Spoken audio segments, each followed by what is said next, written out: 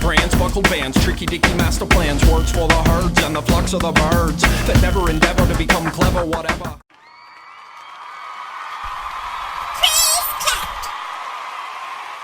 Hello YouTube, fellow deplorables, free spirits, citizens of the world.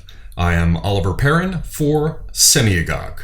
This evening I will be sharing with you 3 poems from back in the day. You'll forgive me, but after a while it gets to be a bit much, dealing just with the great game, with international manipulations, with propaganda. It leaves one feeling rather as though a shower would be a nice thing. In any case, this is an opportunity for me to dart off to one side and enjoy fiddling about with something else for at least one video. I think given that there are 3 poems, there might be something here for everyone. Who knows? The first of the poems is called Tomorrow. It was written in 1999 and published in 2015 in print. The second poem was also written quite some time back. It was published in 2014 with an online poetry journal.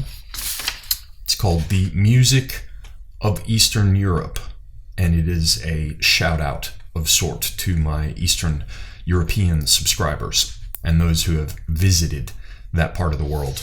The last poem has never been published, and you, dear viewer, are in the lucky position of being here for the moment when it first makes it to the public, unless you happen to have been one of my friends who shows a great deal of forbearance by allowing themselves to be tortured with my poetry. This last poem is called The Wheel. All right, so the first of the 3 poems is called Tomorrow. How your face has changed.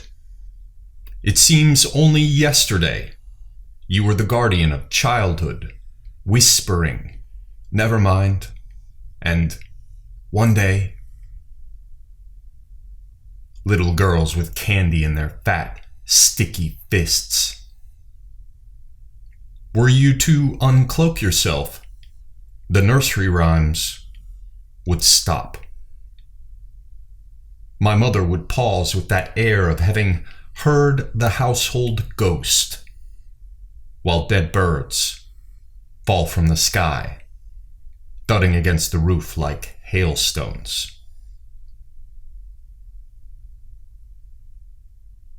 And the second poem came to me as a result of my travels in Eastern Europe, and it's also kind of homage to Charles Simic, and in particular some of the poems that he included in his anthology of English translations of Serbian poets.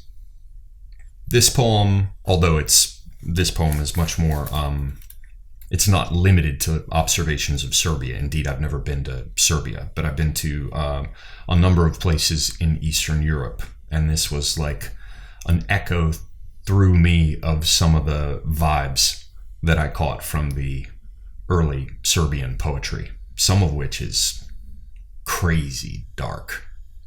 Anyway, this one is called The Music of Eastern Europe. The boots of Sultan, Tsar, and Kaiser leave muddy prints on your mother's breasts. Fanged wooden spires rise like dog hackles from the deep snow that sometimes causes frost-riddled gypsies to drop from their trees like stiff and staring fruit. Your sad fiddles invoke immodest sorrow with merciless reliability, because everyone is missing a string. In the frostbitten hour before dawn, 10,000 tiny hussars flutter their wings in your crooked wells. They've been waiting for spring for centuries. Your dancing masters resort to strong drink and minefield choreographies to ensure their art survives. Your soil is fertile. Blood makes it black, like krvavica sausages or the rings that stain batory tubs.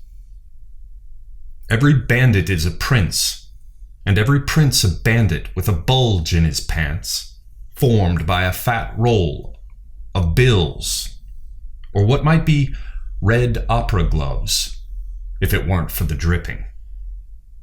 And wolf brothels, where boards, beds, and babes all squeal like little pigs.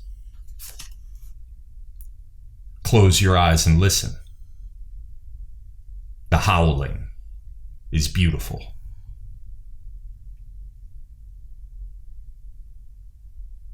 This last poem is called The Wheel.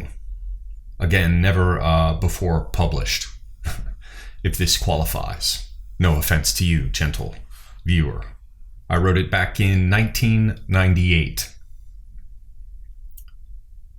The Wheel. Listen, listen. I tell you the world is a great wheel, turned on its side. It is without beginning, middle, or end, though it has a topography of sorts. Nave, spokes, bellows, the language of the wheelwright. In the middle swarm those without the alphabet. It's merely profitable to count them. They jump from spoke to spoke in ceaseless hop and scramble, wave upon wave, dull-eyed and ferocious, marking the great staves with fingernails and teeth, taking no note of those who slip, kicking and screeching, fluttering down in tangled turds and rubbish into the black bowl of the sky. Honestly, these hoppers have been the same since time out of mind.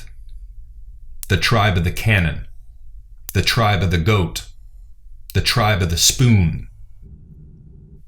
Near the hub itself you see the caste of priests rubbing their hands together. In the cold night, they sit with their backs to the emptiness of the nave, convinced that they have found the center of the wheel. They are the masters of weight and measure, counting fleas on a dog's back in the slippery hot womb of the world. Their hollow arts embrace the manipulation of disease, tall tales of hidden treasure, spirit knots that cannot be cut. Their intertwined digits conjure glowing fascination in more than 16 million giggling candy clown colors. Every time Babylon's whore opens her single blue watching eye, the chewing hoppers blink in reply from crumb-catching cradles, their backs always to the silence they fear. Far more interesting is the scream and roar out on the steel-shod rim, throwing sparks miles high. This is the home of those of whom it is not lawful to speak. Fiddle players, bull dancers, gamblers and perverts.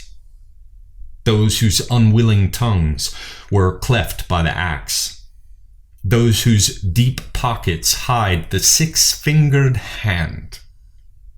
The naked children who stink of wood smoke and exhaust. Listen, listen.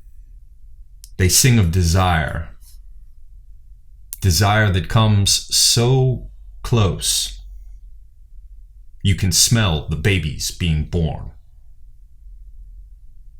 Books, brands, buckled bands, tricky dicky master plans, words for the herds and the flocks of the birds that never endeavor to become clever, whatever, but never try, never fly, and never ever, never knew why.